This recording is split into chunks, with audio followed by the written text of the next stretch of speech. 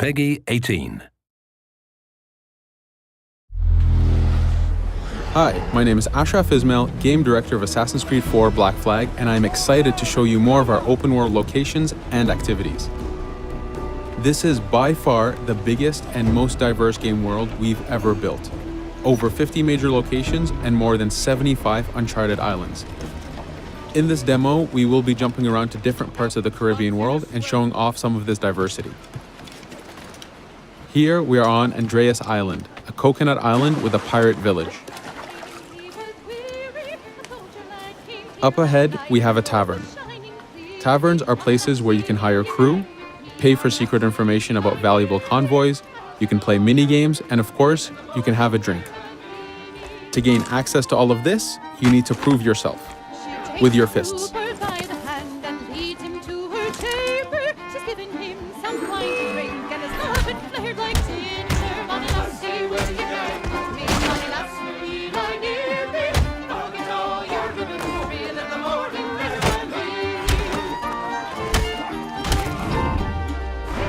Now that the fight is over, you have access to the tavern and its services. This being a tavern, there's always plenty of rum to be drank, but drinking too much will have some fun surprises for you.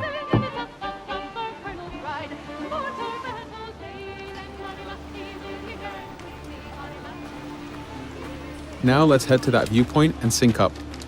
Each viewpoint in the game is a small navigation puzzle to reach the top.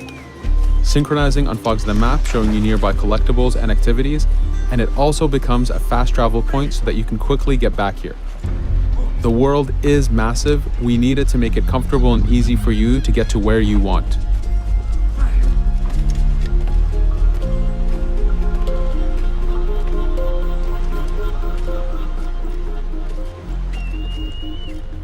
These viewpoints are also an opportunity for us to show off how beautiful and expansive this world really is.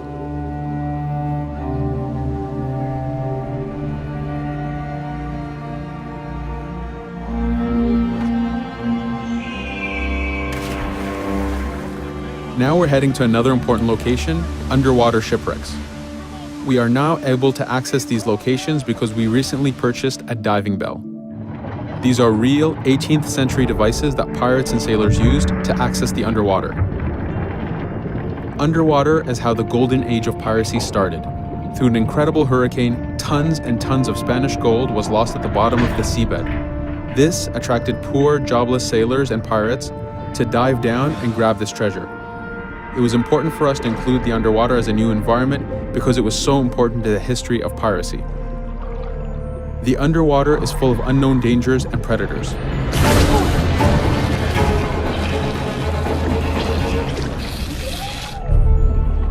You do have to pay attention and act quick, but the risk is worth the prize as you need a lot of money to get all the upgrades for your ship, the Jackdaw.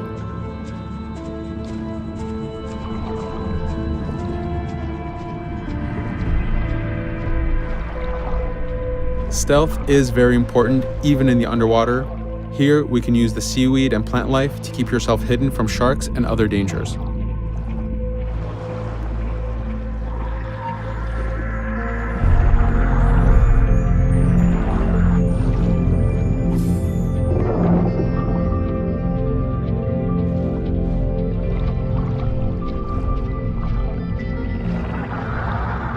This is an air barrel. It's a one-time air refill, so use them wisely. Of course, you can always go back to the diving bell to refill. We are going to move to a different location now. This is a smuggler cave. This one happened to be accessed from the underwater, but not all of them are. Here, we ran in without looking around, and this got us in a little bit of trouble. But it was only 2 guys and we took one by surprise, so not too bad. Caves are heavy stealth locations. Stealth is key in this game. We've put a lot of effort in to make it a valuable and exciting gameplay for players. Since we came from the underwater, Edward does not have his weapons or guns. You will have to use your stealth tools to get through this. Here, we will utilize the whistle to take out the brute.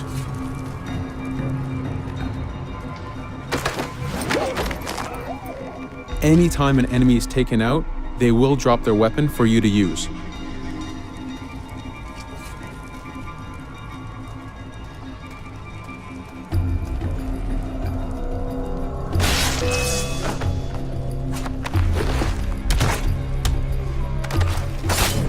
Again, we are taking these guys by surprise and using their own weapons against them.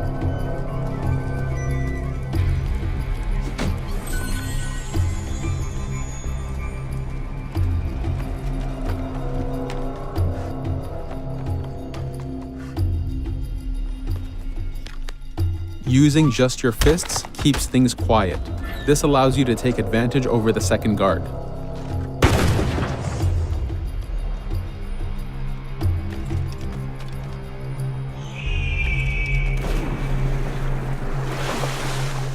Up to this point, we've been doing a lot of pirating. This has attracted the attention of pirate hunters. This is fed back to you with the clashing swords above the health bar. This is a first level hunter after us. You can push the wanted system to reach level 4, where you have a fleet of intense aggressive hunters after you. The horn you heard indicates that this is a charger type ship. This ship is all about getting close and ramming. Each ship type has a unique sound associated to it, the scariest being the war drums of a man of war. Your first mate, Adewale, is always giving you helpful advice and feedback. The chain shot is a stun weapon. Hitting ships slows them down. Great for stopping a charger's attack.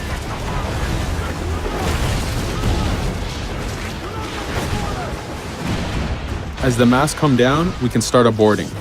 We need to take out 10 crew members to win the boarding. Of course, we can do it any way we want. In this case, since this is a smaller ship, the swivel gun is very efficient.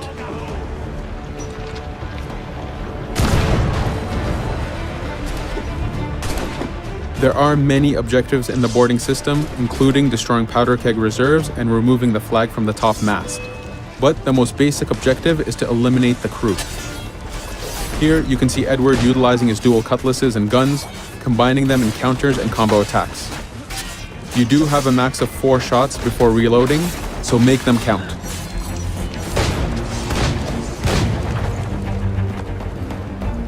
Plundering a hunter allows you to send a very powerful ship to your fleet. They are also a good way to gain ammo for the jackdaw. In this case, we will use this opportunity to lower our wanted level.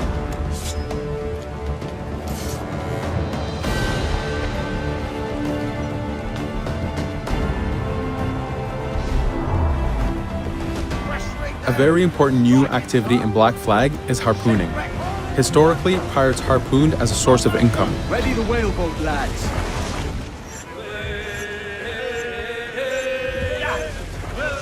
Harpooning is a part of upgrading Edward and his gear. There are many different types of creatures to harpoon, and they are all needed to get every single upgrade. Study now, lads.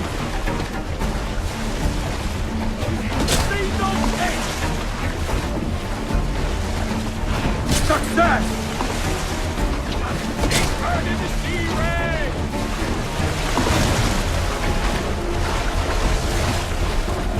It's weakening! The blast has torn the rope! Stay sharp, lad. This is one of the smaller harpooning targets. Just imagine taking on a great white shark or a blue whale.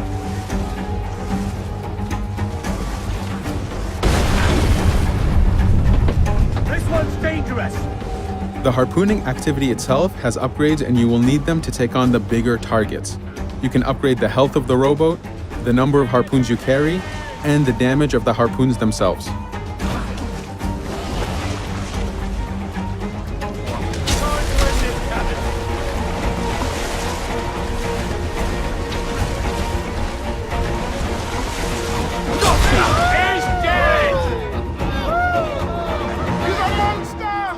This was just a tease of the activities and locations. There is tons more for you to experience. Thank you for watching.